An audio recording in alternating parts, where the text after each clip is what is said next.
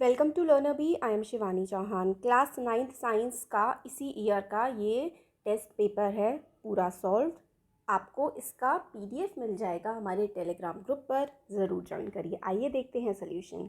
Cell wall is found in, तो cell wall कहाँ पर हमें मिलती है? हमें पता है कि भाई सेल वॉल तो प्लांट सेल में होती है। A cell has no nucleus in membrane bound cell organelles, तो न्यूक्लियस भी नहीं है और मेम्ब्रेन बाउंड सेल ऑर्गेनेलीज भी नहीं है, तो ये तो होता है prokaryotic cell. Which cell organelles synthesize proteins, तो ये तो आंसर हो गया इसका ribosomes. Plastids are present only in plant cells, तो ये हमें बताया है। There are two types of plastids, chloroplast and leucoplast. Plastids containing chlorophyll are called chloroplast. अब बताओ विच प्लास्टिड स्टोर फूड, तो भाई ल्यूकोप्लास्ट फूड को स्टोर करते हैं। Which cell organelle has DNA, तो न्यूक्लियस, प्लास्टिड, माइटोकॉन्ड्रिया सब में ही डीएनए होता है। All of the above. A cell organelle is double layered, दो लेयर हैं। Inner layer is folded inward to form cristae, तो मतलब फोल्डेड होती है inner layer. It also produces ATP, तो भाई एटीपी कौन प्रोड्यूस करता है? माइटोकॉन्ड्रिया, इसका आंसर हो जाएगा। असर्शन एंड रीजन है, animal cells do not have chlorophyll, नहीं होता भाई। प्लांट सेल में होता है क्लोरोफिल, क्लोरोफिल खाना बनाने के काम आता है। अब देखो, they can not perform photosynthesis, बिल्कुल सही बात है कि भाई जो एनिमल सेल्स है ना तो उसमें क्लोरोफिल होता है और ना ही एनिमल सेल फोटोसिंथेसिस कर पाते हैं। तो भाई रीज़न असर्शन दोनों बिल्कुल ठीक है और रीज़न करेक्ट एक्सप्लेनेशन भी है असर्शन का। हु डिस्कवर्ड न्यूक्लियस, तो भाई रॉबर्ट ब्राउन, और 1831 में इन्होंने डिस्कवर किया था। ये दोनों क्वेश्चंस बहुत ज़्यादा इंपॉर्टेंट है क्योंकि एग्जाम में ना रिपीटेडली बार बार आते हैं। सेल ऑर्गेनेली को सुसाइड बैग, कौन से सेल ऑर्गेनेली को कहते हैं? तो लाइजोसोम्स को कहते हैं सुसाइड बैग्स। डायग्राम आप लोग बना लेना प्लांट सेल का, बहुत हर बार एग्जाम में आएगा ही अगर ये चैप्टर आ रहा है तो उसको अच्छे से प्रिपेयर कर लीजिएगा। दो डिफरेंसेस बताने हैं प्रोकारियोटिक और यूकारियोटिक के। अभी तो देखो इसमें तो दो पूछे हैं, आपका 5 नंबर का भी क्वेश्चन आ सकता है जिसमें आपको 5 डिफरेंस बताने होंगे, तो याद करके चलिएगा। यहाँ पे मैंने 3 लिखे हुए हैं कि भाई प्रोकारियोटिक सेल तो यूनिसेलुलर होते हैं, है ना, और इनमें जो है डीएनए सर्कुलर होता है और माइटोकॉन्ड्रिया प्रोकारियोट्स में नहीं होता। और इसमें यूकारियोट्स में जो ये यूनिसेलुलर भी हो सकते हैं, मल्टी सेलुलर भी हो सकते हैं। यूकारियोट्स का डीएनए लीनियर होता है और माइटोकॉन्ड्रिया प्रेजेंट होता है यूकारियोट्स में। अब हम फिजिक्स वाले सेक्शन पे आते हैं, उसके एमसीक्यूज देखते हैं। एसआई यूनिट क्या होती है स्पीड की? तो भाई मीटर पर सेकेंड। फिर उसके बाद object covers unequal distance in equal interval of time, तो भाई नॉन यूनिफॉर्म मोशन हो जाएगी। Rate of change of velocity को हम एक्सेलरेशन बोलते हैं। Correct formula for average speed, इनमें से कोई सा भी नहीं है। v is equals to D by T correct formula होता है एवरेज वेलोसिटी को या फिर एवरेज स्पीड को निकालने का। इनमें से कौन सी वेक्टर क्वांटिटी है? वेक्टर क्वांटिटी इनमें से तो वेलोसिटी है जिसमें स्पीड डायरेक्शन जैसे कि दोनों की दोनों होती हैं। Difference between speed and velocity, तो देखो स्पीड जो है वो स्केलर क्वांटिटी है और वेलोसिटी वेक्टर क्वांटिटी है। नेक्स्ट न्यूमेरिकल है, ऑब्जेक्ट ट्रैवल 16 मीटर इन 4 सेकेंड, तो ऑब्जेक्ट 16 मीटर ट्रैवल कर रहा है 4 सेकेंड में, तो डिस्टेंस कितना है? d 16 है और टाइम 6 है। फिर उसके बाद एंड देन अनदर 16 मीटर वो 2 सेकेंड में कवर कर ले रहा है, तो एवरेज स्पीड उस ऑब्जेक्ट की क्या होगी?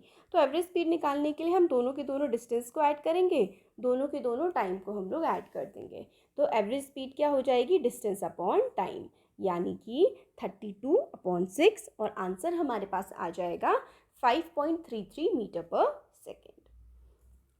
Next case study based question है क्वेश्चन नंबर 8।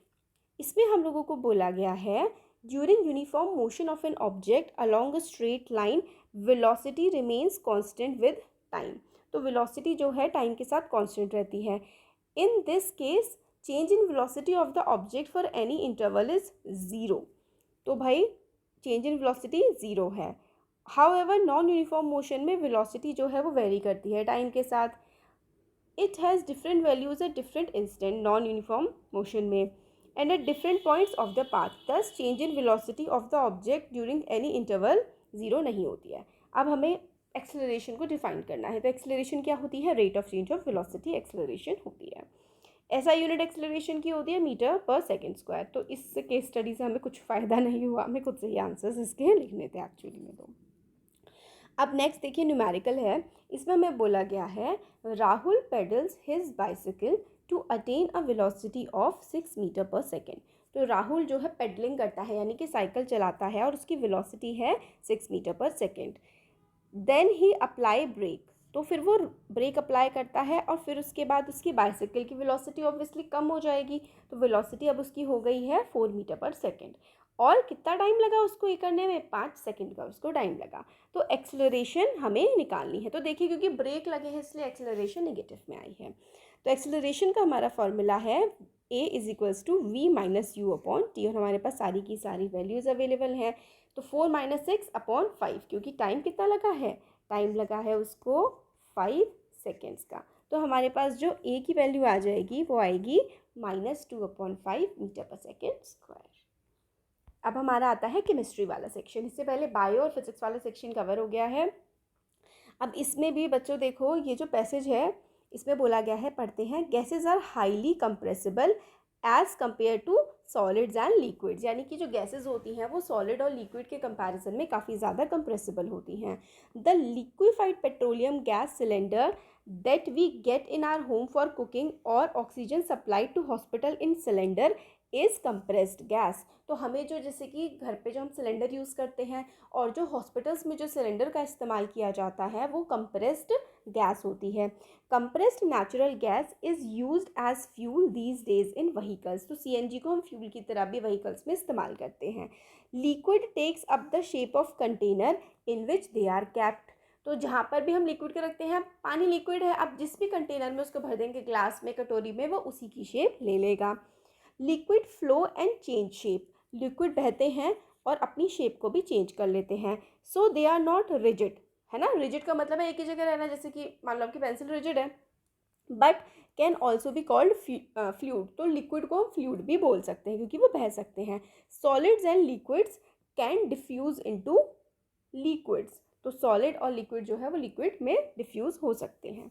अब हमें क्वेश्चन पूछा गया है, why compressed natural gas is used as fuel these days in vehicle. क्योंकि काफ़ी ज़्यादा कंप्रेसिबिलिटी होती है, मतलब इसको दबा करके भरा जा सकता है। Liquids have no fixed shape and volume, liquids की जो है कोई फिक्स शेप नहीं होती बट इनकी वॉल्यूम फिक्स होती है। Aquatic animal can breathe under water, aquatic animal पानी के अंदर सांस ले सकते हैं क्योंकि पानी में ऑक्सीजन डिजॉल्व्ड होती है। Rate of diffusion of liquid is greater than solid is due to, तो rate of diffusion of liquids ज़्यादा होता है सॉलिड से क्योंकि भाई लिक्विड्स के पार्टिकल फ्रीली मूव कर पाते हैं। लिक्विड्स के बीच में ग्रेटर स्पेस होता है, लिक्विड्स के जो पार्टिकल्स होते हैं उनके बीच में काफ़ी स्पेस होता है, इसलिए वो फ्रीली आसानी से मूव कर पाते हैं। Property of flow is unique to fluids, मतलब फ्लूइड जो है वो फ्लो कर पाते हैं।